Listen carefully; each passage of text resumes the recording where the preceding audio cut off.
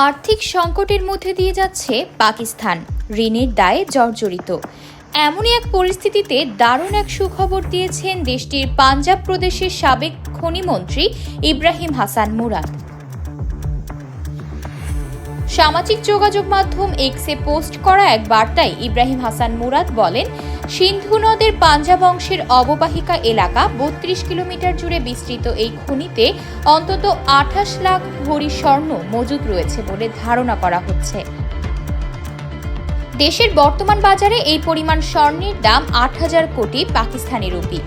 পাকিস্তানের ভূতাত্ত্বিক গবেষণা সংস্থা জিওলজিক্যাল সার্ভে অব পাকিস্তান এই জরিপ পরিচালনা করেছে। সিন্ধু নদের পাঞ্জাবের তীরবর্তী অঞ্চলের ১২৭টি জায়গার নমুনা সংগ্রহ ও তার পরীক্ষার মাধ্যমে এই সিদ্ধান্তে এসেছে জিএসপি।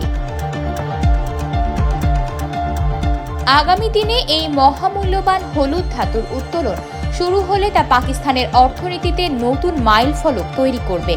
কর্মসংস্থান থেকে শুরু করে নানা মঞ্চ পাবে ভবিষ্যৎ প্রজন্ম, টুইট বার্তায় বলেন মুরাদ।